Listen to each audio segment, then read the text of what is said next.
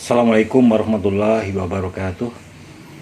Salam sejahtera untuk para siswa kelas 10 SMA Negeri 5 Palangkaraya yang budiman.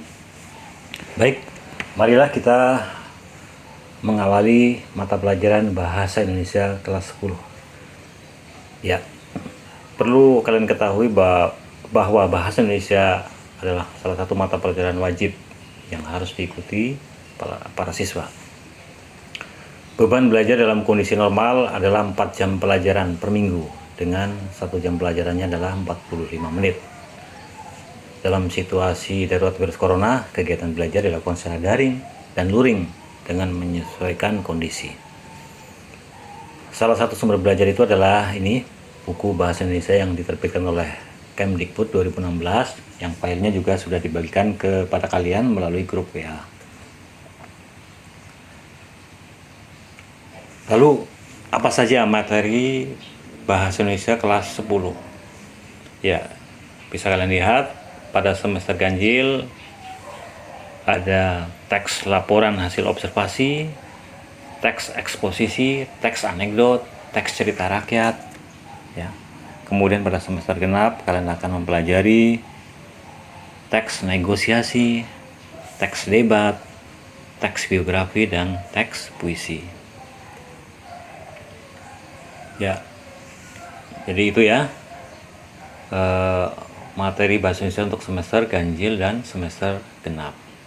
Dan materi itu ada di dalam buku paket warna biru ini ya. Itu adalah gambar sampul belakang buku paket Bahasa Indonesia. Baik, lalu bagaimana kiat kita ya untuk meningkatkan kompetensi berbahasa Indonesia secara lisan dan tertulis? Di antaranya adalah, pertama, kalian mesti banyak membaca buku, baik yang berbentuk cetak maupun digital. Kedua, banyak membaca media massa seperti koran, majalah, tabloid, baik yang berbentuk cetak maupun digital. Ketiga, banyak membaca karya sastra yang baik ya, yang berkarakter, seperti novel, cerpen, drama, puisi, pantun. Hindari membaca tulisan ya yang berbau pornografi, porno aksi, provokasi, dan sadisme atau kekerasan. Yang keempat, kalian mesti rajin menulis catatan harian, baik menggunakan buku maupun menggunakan gawe atau gadget. Silahkan sering menulis kegiatan kalian setiap hari. Makin sering makin bagus. Kelima, kalian mesti rajin merangkum materi pelajaran dan menuliskan laporan kegiatan. Dan keenam, rajin menulis berbagai jenis teks seperti berita, sastra, artikel, karya ilmiah, dan naskah pidato. Ketujuh, kalian mesti suka tampil berbicara, tentunya berbicara yang baik ya, seperti dalam kegiatan berpidato atau melakukan presentasi di depan umum. Ya paling tidak di depan teman-teman belajar awalnya gitu ya. Kemudian kedelapan, suka tampil membaca karya sastra, puisi, cerpen, kutipan novel, pantun ya, di depan kelas, di depan audiensi, di depan teman-teman ya. Kemudian berikutnya adalah kalian harus suka bercerita dan berdialog dengan santun dan bahasa yang baik dan benar ya. Itu adalah kiat meningkatkan kompetensi berbahasa Indonesia secara lisan dan tertulis. Para siswa yang budiman, baik, sekarang mari kita lihat contoh sederhana teks laporan hasil observasi.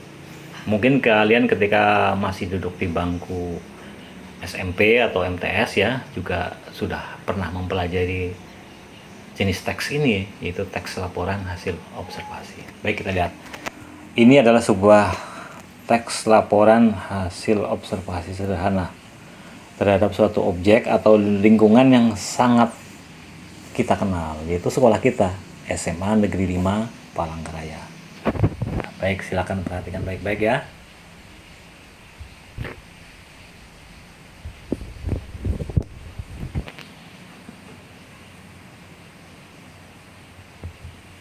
Ya, berikutnya kita lihat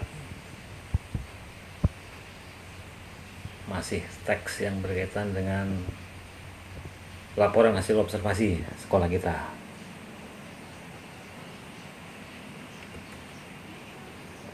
Baik, silakan perhatikan selanjutnya.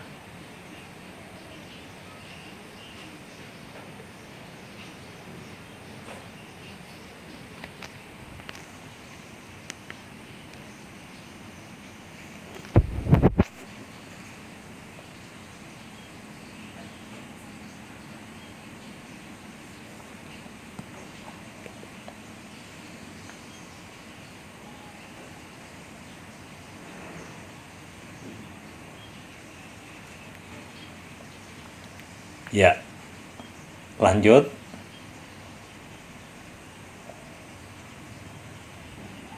Silakan perhatikan.